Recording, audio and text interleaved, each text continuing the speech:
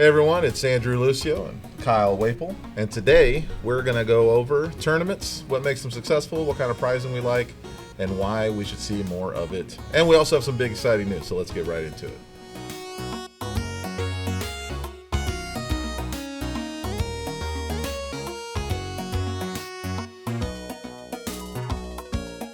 All right, so Kyle, what's up? Going on, man? Another day. Did you have a good Thanksgiving? I did. How about you? I had a great Thanksgiving. It was laid back, cooked some ham. It's kind of nice. Mm-hmm. You were there. So. Yeah. Anyways, guys, so let's just get right into it. This is going to be just a straight to the point episode. We're going to talk about tournaments and prizing because I think a lot of individuals out there are thinking about hosting events. They want to do bigger events, and you look at events that like Channel Fireball has hosted, and then of course we're going to talk about other card games as well. But you look at events like they've hosted, and you wonder in your head, where does the ticket price come from? You know, why are they charging me $60, $80, $30, $20, whatever the case may be? So we're going to talk about all of that because I think that an educated community is a community that is willing to come out and actually give you their money if they know where they're getting their value from. Would you agree with that? Yeah. Okay. So let's talk about tournaments in general. So what's exciting for you as a tournament? Generally, it's the pricing. Am I right? Mm-hmm. Okay. So the prizing right there is like your big draw. And then from there, it goes to the format, if there are multiple formats within the game. And then, of course, how does the meta look? If the meta's toxic, I don't even want to be there. Pretty I'm much. probably not even playing the game. And then it comes down to the distance of travel, right? Mm-hmm. And when you think about all of that, your time, your energy, your effort, a dollar amount pops up, and then you decide whether or not you're willing to actually go out there and compete. Yep. And that's really what it is. Am I getting my value? So what is that? Well, traditional tournaments from the local scene will start local, will come all the way up to the big regionals, Grand Prix, all that kind of stuff. So traditional tournaments from the local scene. So you go to your local shop. What do you normally do as a shop owner, local shop? What do we do for tournaments? Like on a normal, like Just standard normal. tournament. Usually it's a pack per win tournament, and you're gonna enter, and then you're gonna play you're gonna play for your day. Now, some good publishers will provide promotional prizing that you can get at your local. I would say the better ones do tournament kits because of the fact that it's all very exclusive.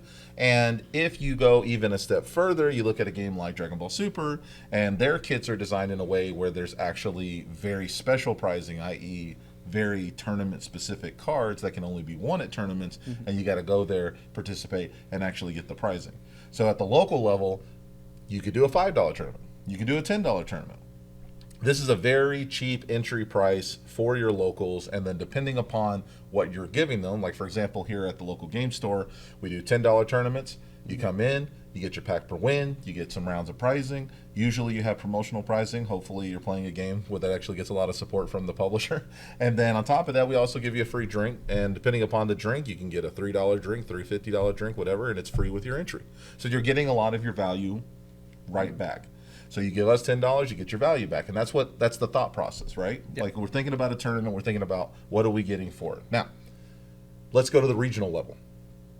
Invite tournaments. And what an invite tournament is basically what you're competing for is the ability to play at an even bigger tournament. Yeah. Okay. Now, normally, these types of tournaments are bracketed in a way where if they're given to a local game store like us, you're going there, you're paying your $10, $20, whatever the case may be. Usually it's $20 for these types of tournaments. The prizing is on the store. Yes. If you give any prizing at all. Exactly. Yeah, and a lot of stores will try to do a $20 tournament, and you got what you got from the publisher. Yep. Nothing else on top. Now, if you're trying to bring in a lot of people, the idea for a local game store is, if I bring in 20, 30 people, that's guaranteed foot traffic. Maybe they'll make some more buys in order to support the store. And in doing that, I need to incentivize them. So if I say $20 and all you get is the invite, not a lot of people are going to show up. Now, the shorter the distance, the more likely a person's going to go, well, for $20, I really need this invite. Maybe I'll pop in. But if you throw in pack per win, now the distance increases a little bit. And then if you throw in something else, like maybe some promos that you had left over from a previous kit or whatever the case may be, the distance of the incentivization to come out increases a little bit. We went to an RTN in Louisiana. Yep. And for us, the drive is 3 hours. Now, 5 hours away from us is Houston, and one of the Houston guys drove out there to Louisiana. Yep. So that guy drove 8 hours. He was the only one from Houston to go out, and he drove 8 hours just for the possibility that he would get that invite. Yep. And then he didn't get the invite. He did not. He got knocked out in round But one. he got top 8, though. He did get top 8. He got a little bit of prizing. He got a little bit of prizing, and we didn't even know this, but when we showed up there, there was additional prizing that we weren't aware of. So that was kind of nice. Yep. But if that had been properly marketed, I think more guys from Houston would have came out. And I think more people from Oklahoma would have come out. I don't think there was anyone from Oklahoma, but I think people from Oklahoma would have come out. So the whole point is, as we start to get better and better pricing, and as we promote that pricing in a way where everyone's aware of what they're going to get if they get anything, then it starts to bleed out more as far as the distance goes. And then, of course, the value of the event as well. Mm-hmm. I think we went there to do that tournament, and I think we paid $20. Yeah, I think we paid $20. Yeah, so in our heads, we were getting like pack per win. And then, were we getting pack per win? I mean, we kind of assumed most stores, but not every store did. Yeah. We were assuming top 32 was getting a cold foil, and top 8 was getting a cold foil hero, and then, first place is getting, or top 4 is getting the invite, and first place is getting the tunic. Yeah, we made some general assumptions. The pricing wasn't ultra specific. And then we were surprised by the other additional pricing. Yeah. So that was nice. But again, so we were close. We were within that retention, if you will. And $20 was a low enough price where we were like, okay, we could justify that. 3 hour drive, no big deal. $20, we play the tournament, yada yada yada. We come back home, no big deal. And we needed the invites. And the game was new. We wanted to, we wanted to make as much of a wave as we could in the Texas area. Absolutely. So with all that being said, when we looked at the entry price and we looked at the distance, we saw value in it. Mm-hmm. Okay, so now let's go bigger. Let's go to officially sponsored regional level events. Now we're talking about things like the calling, like what Channel Fireball threw. Mm-hmm. And now we're talking about events like ProQuest, the events that are very specific to that type of calling type situation. Regional level, officially sponsored events.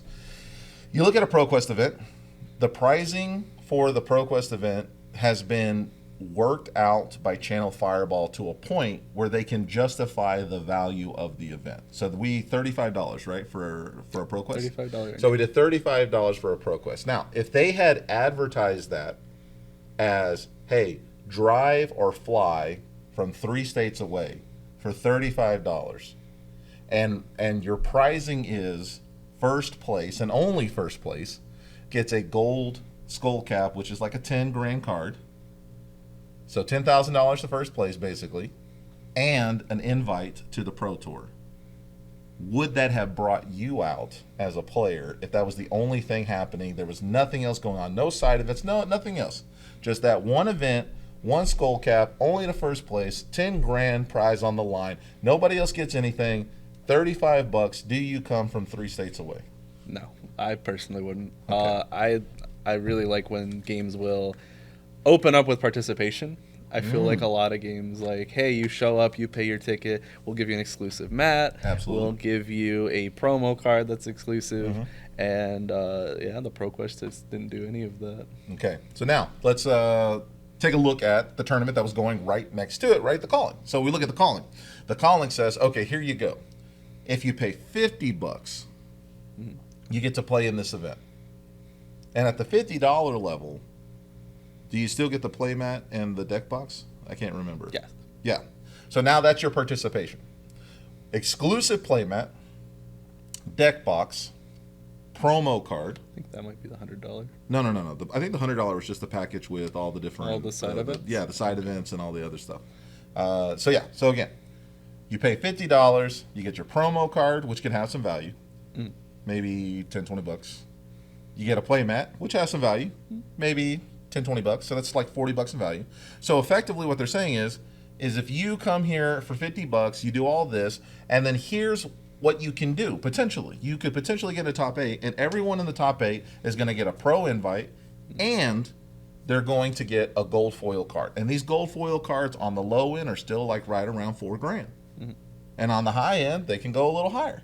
So now we're talking about a card that throws about $4,000 or $5,000. 8 people can make it in. Yep, feels good. It's a 2-day event now. And they tell you that if you come out to this 2-day event, there's going to be some side events. Mm-hmm. Now, that's a lot of pricing and a lot of promotion, and it gives us something to do if we're not doing something else.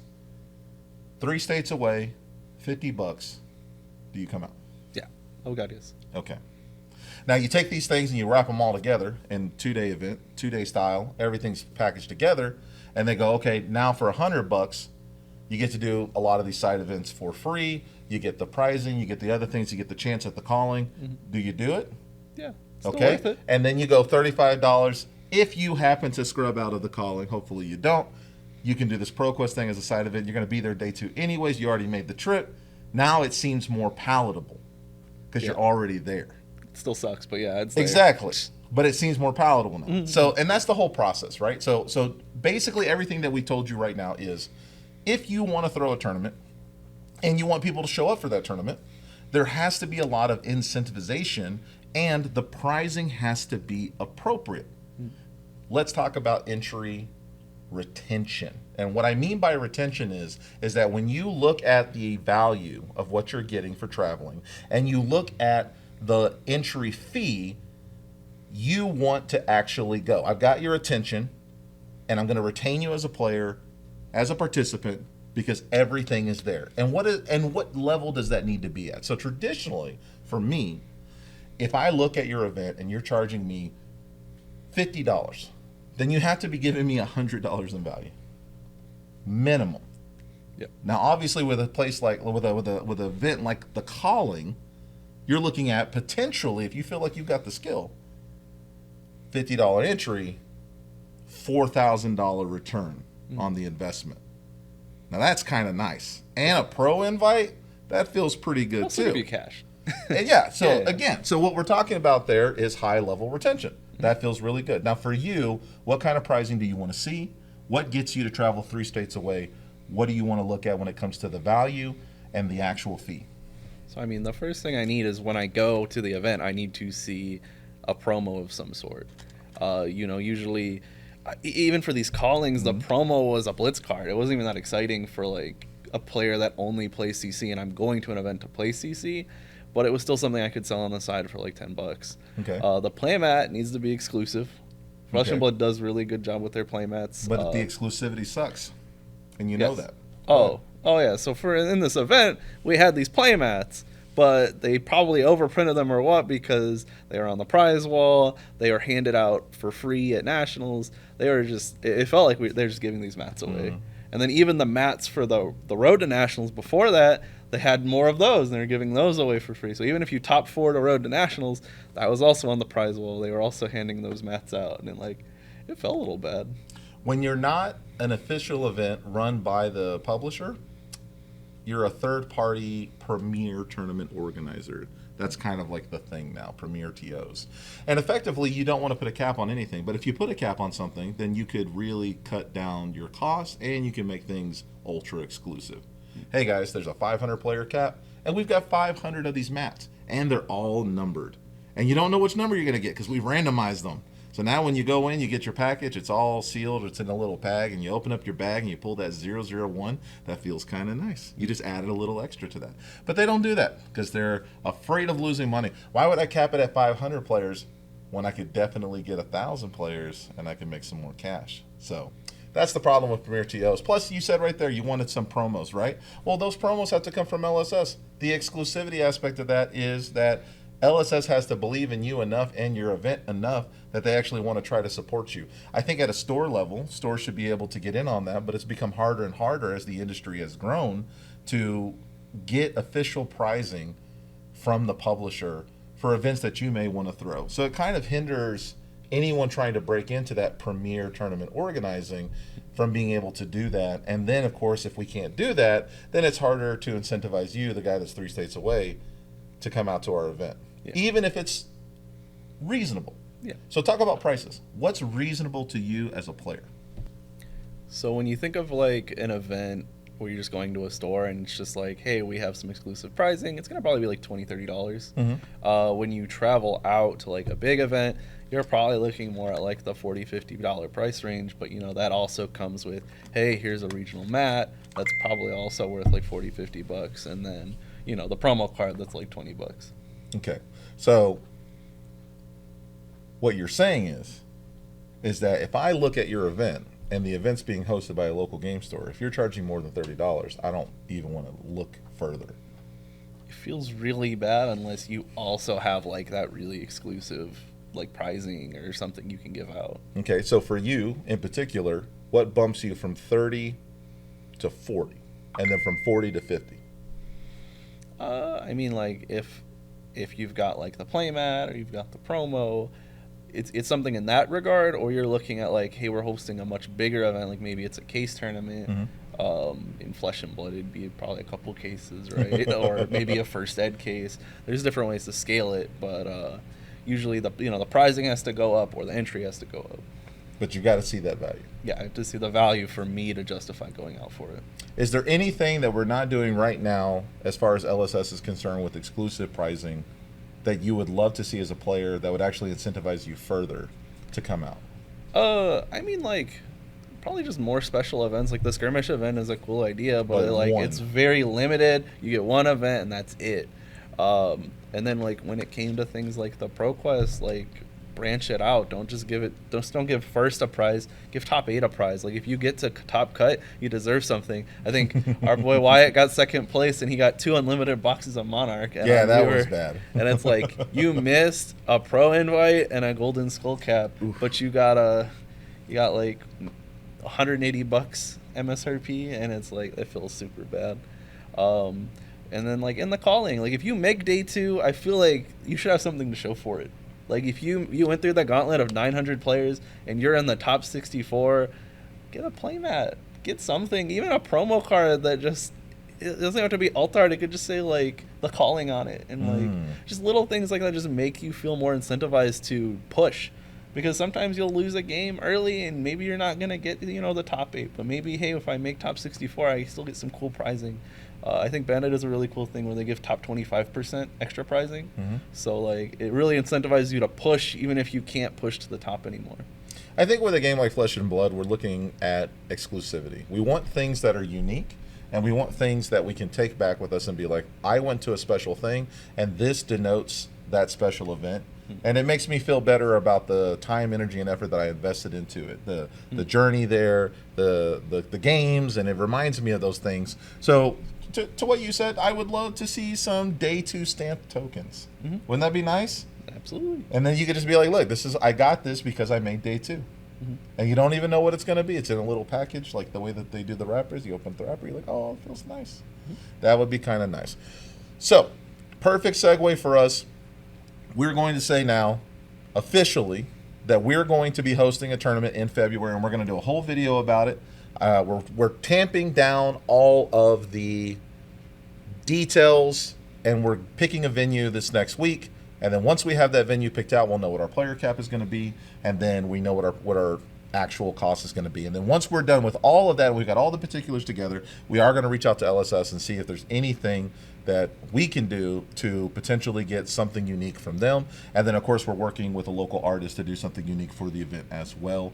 We want to make sure that there's something on the participation level for you coming out that's going to be really, really cool and make you want to come out and actually do this event. So with all that being said, in February, for the release of Everfest, we're going to be doing a Classic Constructed event. And we know that December 14th is coming, and we feel in our heart of hearts that LSS is going to address this Lightning Briar issue, and we won't have to worry about that. So the meta for CC is going to fix itself before then, and it's going to be really, really great, and we are super, super excited to bring this event, and we're going to have more details in the next video, so watch out for that next week. And of course, as soon as we get everything completely solidified and the response back from LSS, which should be in the next week or so, then we will do the big announcement, and we'll push it out to everybody that we can, and hopefully we've made enough friends along the way that we can get some people to back it, support it, and actually come out and host a really big event here in Dallas, and that'd be really good. Flights are cheap. the quality of players is really good right now. I think it's the best it's ever been, and I'm really excited to see what people do with the meta after Briar's gone. We know Chain's going to make a big resurgence, but resurgence, and that's going to be fine. That's going to be fine, but it's going to be exciting. It's going to be really, really exciting. I'm very, very excited about the whole process. So with that being said, we're going to wrap this video up. We really appreciate you guys tuning in. We've loved all the outpour of support of people contacting us and saying how much they like the content. We're going to give you more stuff as long as we go along the way, but if you know anyone that wants to host a tournament, point them to this video. Definitely like and subscribe, do all the good things, and we look forward to seeing you soon. Peace.